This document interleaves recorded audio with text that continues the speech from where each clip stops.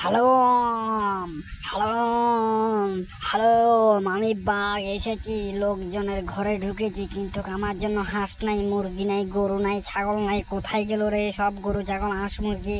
মানুষের হাঁস মুরগির ঘরে ঢুকলাম, কিন্তু কিছুই পেলাম না।